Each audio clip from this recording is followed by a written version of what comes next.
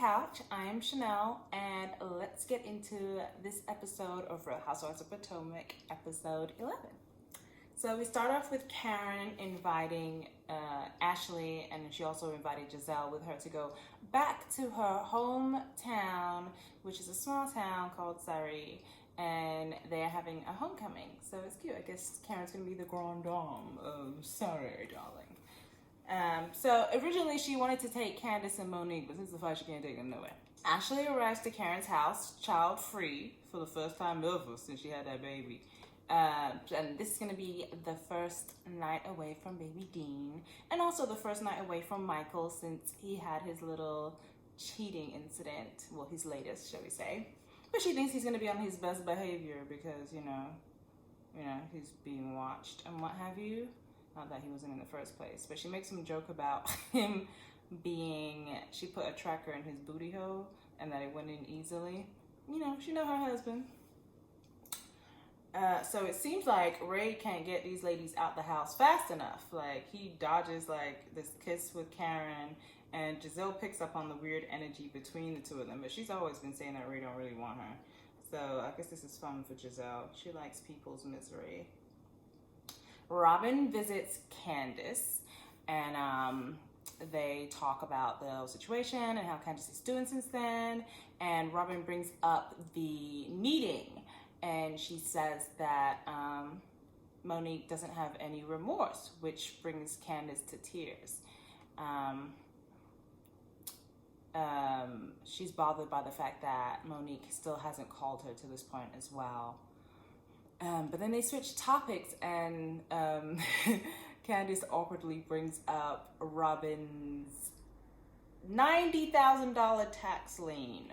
So I guess she claims that she forgot to report some things on her taxes and that she did a bad job doing taxes as she does them herself. And in Candice's confessional, she brings up the fact that Robyn went real hard on Karen, saying that she didn't understand or believe that her husband could miss things out on their taxes.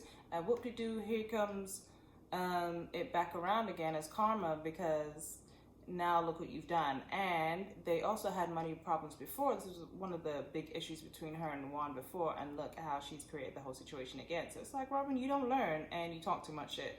So Juan's pissed because now they can't buy a house, which was what they were looking for.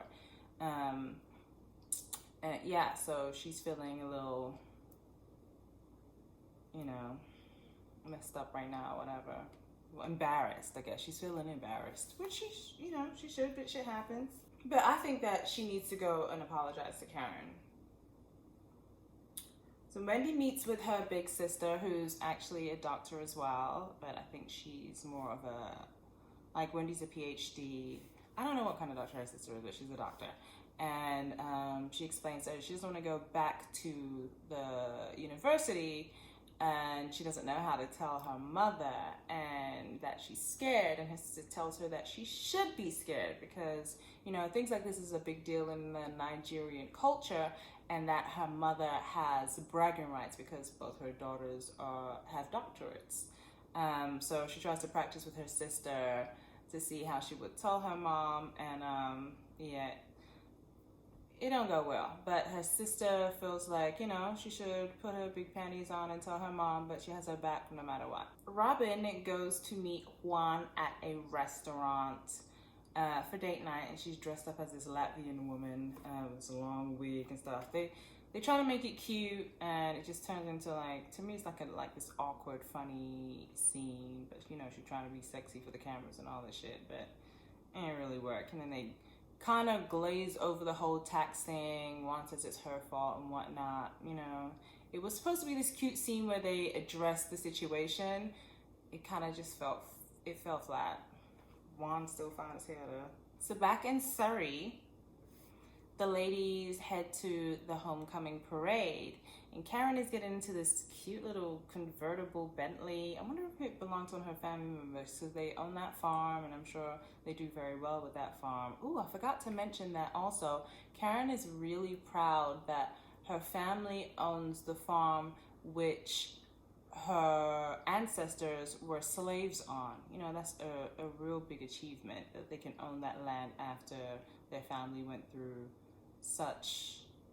after what their family went through. We're just not even going to go down that road. So anyway, she gets in the car, and Ashley points out that there's space for the other two, and Karen tells them that they just gonna have to sit and wait in the tent. Like, this is her moment.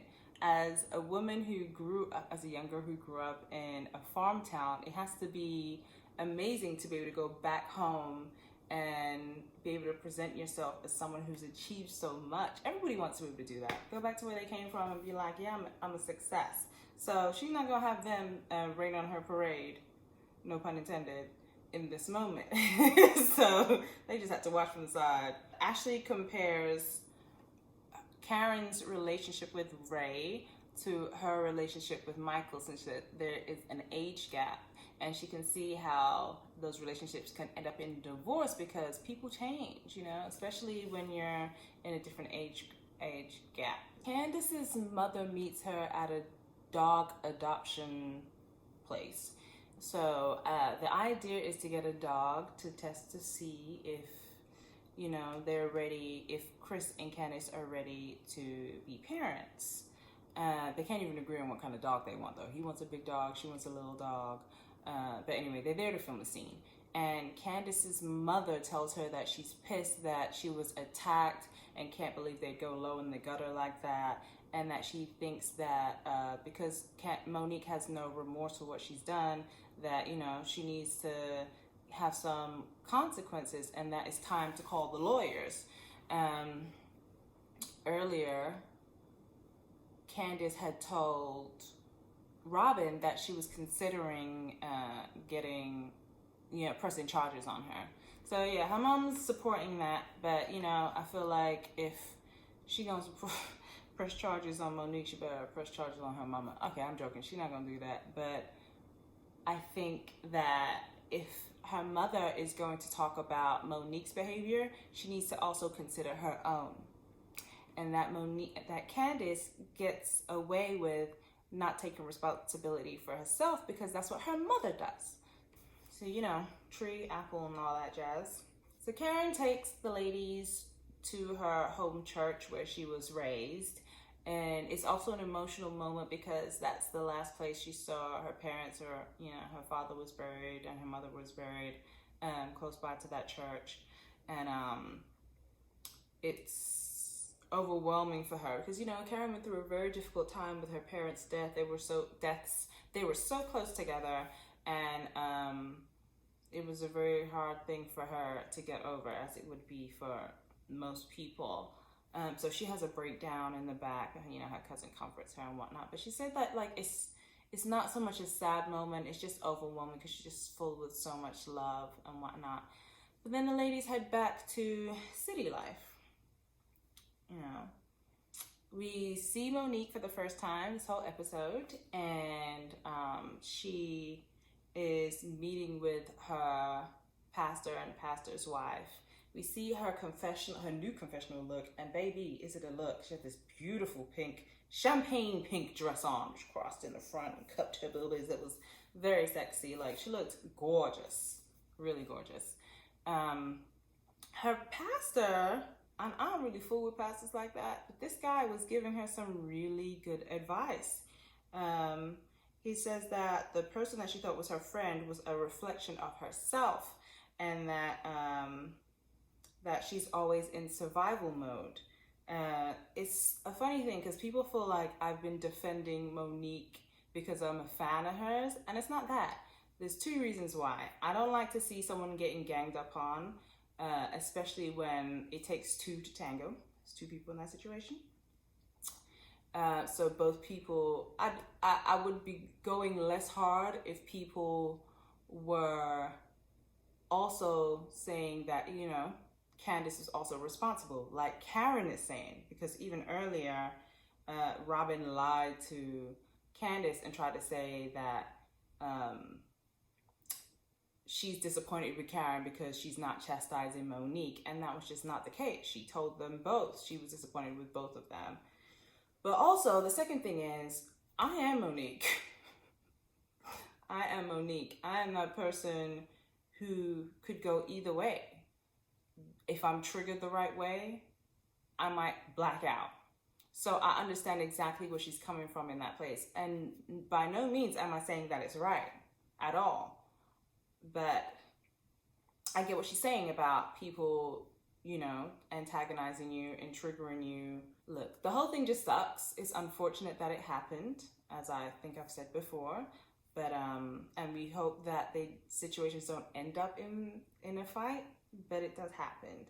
And I've been the person who has gotten in a fight and felt very remorseful for putting my hands on somebody. And I've also been the person who has walked away and been pissed that I walked away to this day. And I also understand what it's like to live in survival mode. You're always protecting yourself. You always have to have your own back. You've always got to prove yourself. And so those things can come to a point and blow up. So it's really great that she's having this moment with her pastor. This makes her break down, and she finally starts feeling remorse and feels as though Candice didn't deserve what happened, and that she's finally in a place that she wants to speak with her. And Chris feels like he wants to talk to Chris too, and he doesn't like that he hasn't spoken to him up to this point. And I guess he just didn't know how to deal with the situation. So at this point, they want to be able to resolve it with them. And we'll see what happens. I guess that does not happen. And we'll see next week how this all plays out.